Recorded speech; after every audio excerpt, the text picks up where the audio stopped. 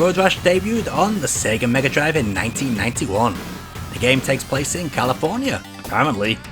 It has you taken to the streets in a race to the death, it would seem. Anything goes.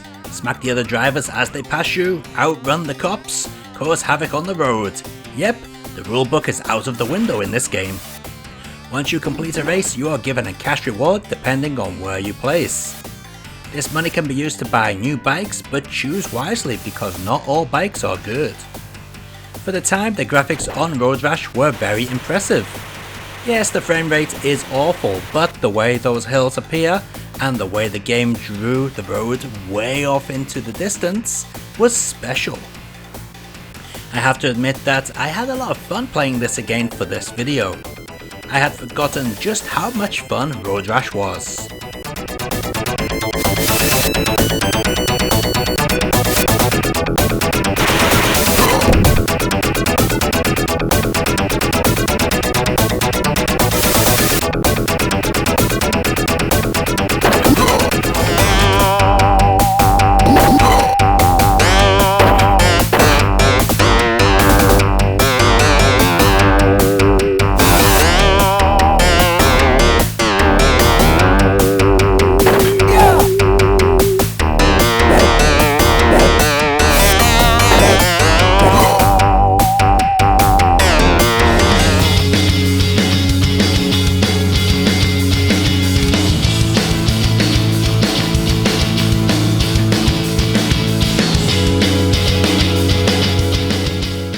Now this is why the Mega CD received a bad name. What we have here is a mishmash of 32-bit console versions of Road Rash mixed with the very badly ported engine of the original Mega Drive game. We get the worst of both worlds. The actual game engine is very choppy and controls nothing like the original. The graphics look awful too. Trying to port graphics from a source with 10 times more colour is not a sensible option. It's the lazy option for sure, but not one that should have been made. Even the audio is worse. Poor quality samples of music I couldn't care less about, and terrible sound effects. A total waste that doesn't utilise any of the Mega CD's power.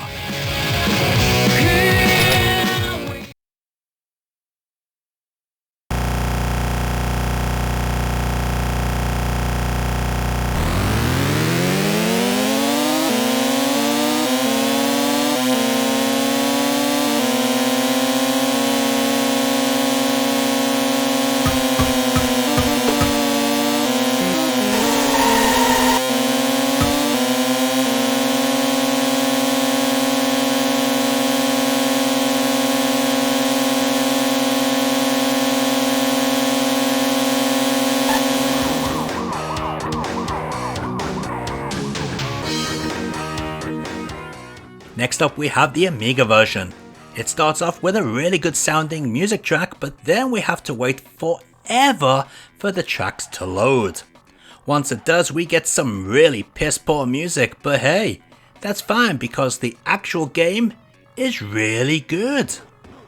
It looks just as nice as the Mega Drive original, and I'd say even runs a bit smoother. Gameplay is also very well done, although this version is a lot easier I found. Also, it's best to play with keyboard controls because the up to accelerate is horrible, but you all know that by now. And yes, I was using a joystick, not a control pad. But yeah, using keyboard controls makes this a joy to play. It's just a shame the quality of the music from the intro wasn't brought into the main game.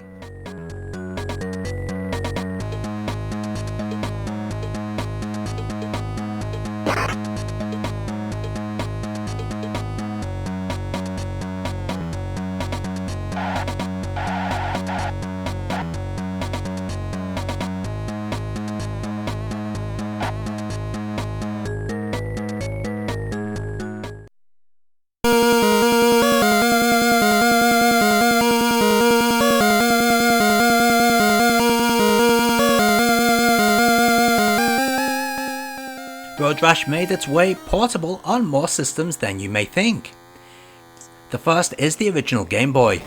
Maybe it was asking too much of the Game Boy, or maybe it's just because Ocean have their name on this.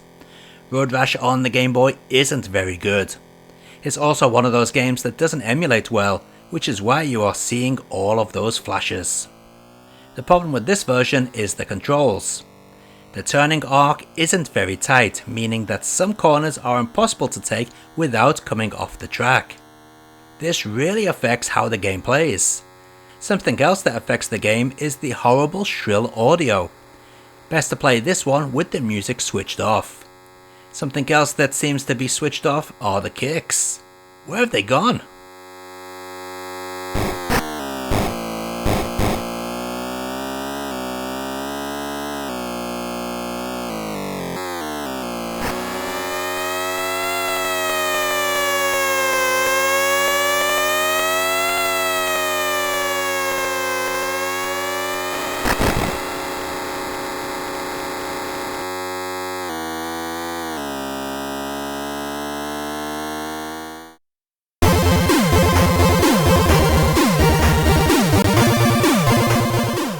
Road Rash on the Game Boy Color is actually based upon Road Rash 2, but since it's called plain old Road Rash, I've added it to this video.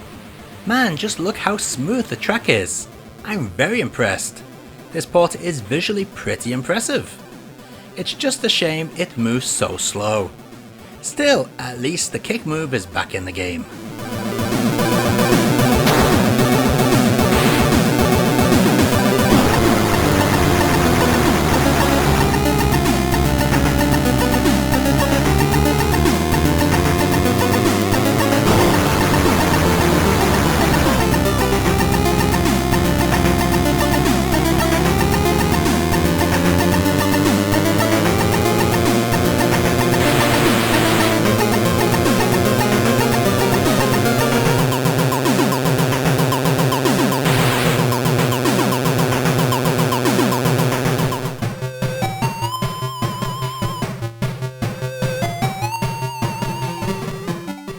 Here's yet another impressive port. This one was handled by Gary Priest, and what an amazing job he has done. What we have here is basically the Mega Drive game scaled down a little. This Master System port features all the same presentation, music and tracks of its big brother. An excellent and very surprising port.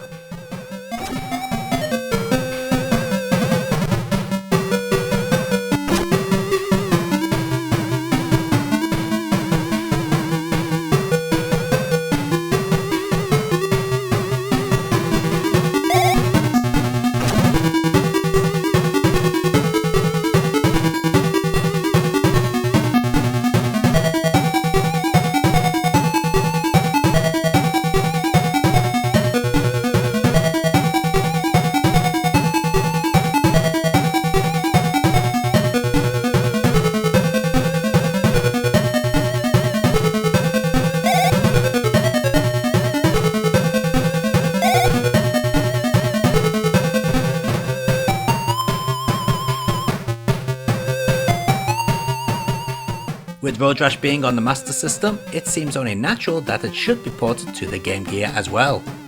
What we have here is the Master System game with a redesigned HUD and less parallax scrolling due to the lower resolution.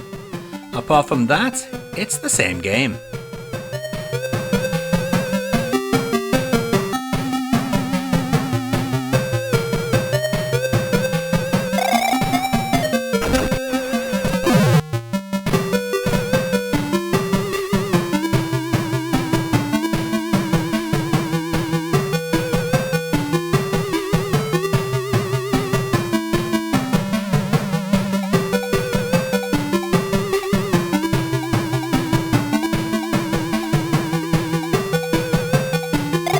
Let's take a look at all those versions of Road Rash running side by side.